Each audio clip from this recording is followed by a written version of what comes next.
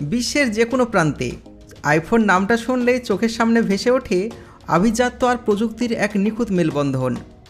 প্রতি বছর সেপ্টেম্বরে অ্যাপল যখন তাদের নতুন মডেল ঘোষণা করে তখন টেক দুনিয়ায় রীতিমতো উৎসব শুরু হয়ে যায়। এবারের মূল আকর্ষণ iPhone 17 pro max orange titanium edition. কিন্তু কখনো কি ভেবেছেন আমাদের হাতের মুঠোয় থাকা এই 1.5 লাখ টাকার ডিভাইসটি ফ্যাক্টরির ভিতরেই কীভাবে জন্ম নেয়? চীনের ফক্সকন বা ভারতের টাটা ইলেকট্রনিক্সের বিশাল সমস্ত ফ্যাক্টরিতে সাধারণ মানুষের প্রবেশ প্রায় নিষিদ্ধ। সেখানে রোবট আর মানুষের এক অবিশ্বাস্য যুগলবন্দিতে তৈরি হয় এই মাস্টারপিস। এক প্রান্তে থাকে এবড়ো খেবড়ো টাইটেনিয়ামের ব্লক, আর অন্য প্রান্ত দিয়ে বেরিয়ে আসে চকচকে কমলা রঙের আইফোন। চলুন আজ ঢুকে পড়া যাক সেই কঠোর নিরাপত্তা চাদরে মোড়া ফ্যাক্টরির অন্তর্মহলে। কাঁচামাল সংগ্রহ। আইফোন 17 প্রো ম্যাক্সের যাত্রা শুরু হয় মাটির নিচ থেকে। তবে এর কাঁচামাল সাধারণ কিছু নয়।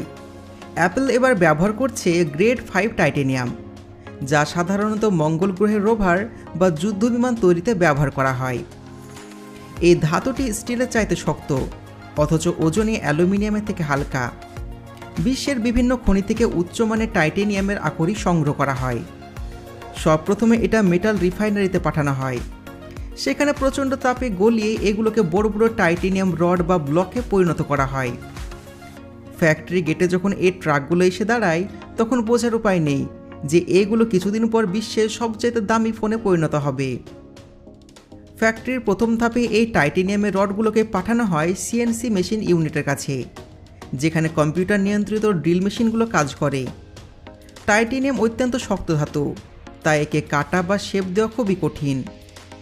মেশিনগুলো টাইটেনিয়ামের নিরেট ব্লকগুলো কেটে ফোনের ফ্রেম বা চ্যাসিস তৈরি করে। এই প্রক্রিয়াটি এতটাই নিখুঁত হয় যে একটা চুলও এদিক ওদিক হবার সুযোগ নেই। কাটার সময় প্রচণ্ড তাপ উৎপন্ন হয়, তাই অনবরত কুল্যান্ট লিকুইড স্প্রে করা হয়। সিএনসি থেকে বেরিয়ে আসার পর ফ্রেমটি খসখসে থাকে। এরপর রোবোটিক আর্ম বা যান্ত্রিক হাতগুলো ফ্রেমটিকে তুলে নেয় এবং পলিশিং ইউনিটে পাঠায়।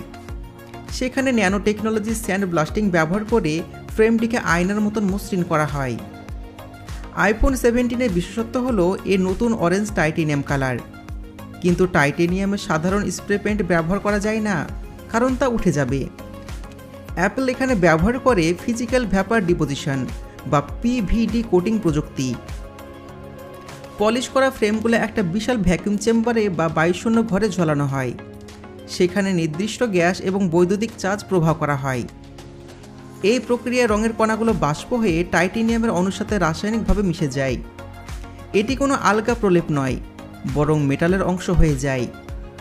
প্রায় 12 থেকে 14 ঘন্টা চেম্বারে থাকার পর ধূসর মেটালটি ধীরে ধীরে একটা জাদুকরী সানসেট অরেঞ্জ বা কমলা রঙে ধারণ করে। এই রঙটি এতটাই টেকসই যে চাবি বা কয়েন দিয়ে ঘষলেও সহজে দাগ পড়বে না। Processing unit. ফ্যাক্টরির অন্য একটা অংশে থাকে ক্লিনিং রুম।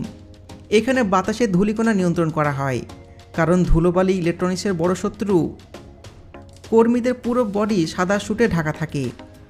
এখানে তৈরি হয় ফোনের ব্রেন বা মাদারবোর্ড। কনভেয়ার বেল্টের উপর দিয়ে সার্কিট বোর্ড বা পিভিসি এগিয়ে চলে।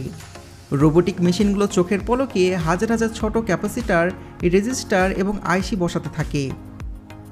সবশেষে বসানো হয় অ্যাপেলের নিজের তৈরি বিশ্বের দ্রুততম চিপ A19 বায়োনিক। এই চিপটি বসানোর প্রক্রিয়াটি হয় মাইক্রোস্কোপিক লেভেলে।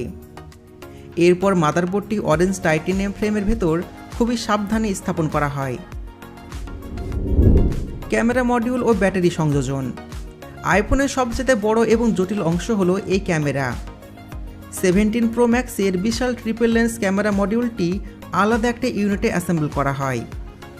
ক্লিন রুমের ভেতরে দক্ষ কর্মীরা এবং রোবট মিলে লেন্স, সেন্সর এবং স্টেবিলাইজার বসায়। একটা রোবোটিক আর্ম ক্যামেরা মডিউলটি তুলে ফোনের পেছনে নির্দিষ্ট জায়গায় বসিয়ে দেয়। এরপর লাগানো হয় শক্তিশালী ব্যাটারি। অ্যাপল এখানে বিশেষ ধরনের আঠা বা অ্যাডিসিভ স্ট্রিপ ব্যবহার করে, যাতে ভবিষ্যতে ব্যাটারি বদলানো সহজ হয়ে যায়। ব্যাটারি লাগানোর পর ফোনের ভেতরে থাকা অসংখ্য রিবন কেবল বা তারগুলো কানেক্ট করা হয়। এই কাজটি কিন্তু অত্যন্ত সূক্ষ্ম, সামান্য ভুল হলে ফোনটি আর চালু হবে না।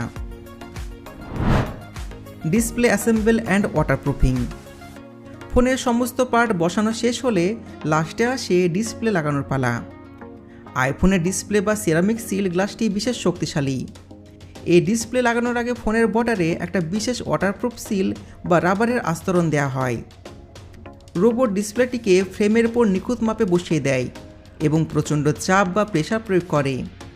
এই চাপের ফলে ফোনটি বায়ুরুদ্ধ হয়ে যায়, অর্থাৎ এর ভেতরে জল বা ধুলো ঢোকার কোনো রাস্তায় থাকে না। স্ক্রু লাগানোর কাজ শেষ হলে ফোনটি দেখতে একটা পূর্ণাঙ্গ আইফোনের রূপ পায়। কোয়ালিটি চেকিং ও টেস্টিং। ফোন তৈরি প্রায় শেষ, কিন্তু এখনই তা বক্সে ভরা হয় না। প্রতিটি আইফোনকে কঠিন পরীক্ষার মুখে পড়তে হয়। Water test. র্যান্ডমলি কিছু ফোনকে জলের ট্যাঙ্কারে ডুবিয়ে রাখা হয় বা জলে ঝাপটা দেওয়া হয় IP68 রেটিং ঠিক আছে কিনা দেখার জন্য। Drop test. ল্যাবে ফোনগুলোকে নির্দিষ্ট উচ্চতা থেকে ফেলে দেখা হয় টাইটেনিয়াম ফ্রেম বা গ্লাস ভাঙছে কিনা। Function test. একটি বিশেষ মেশিনে শত শত কেবিল লাগিয়ে দেখা হয় camera, speaker, touch screen, face ID এবং 5G নেটওয়ার্ক ঠিক মতন কাজ করছে কিনা। প্যাকেজিং ও শিপিং।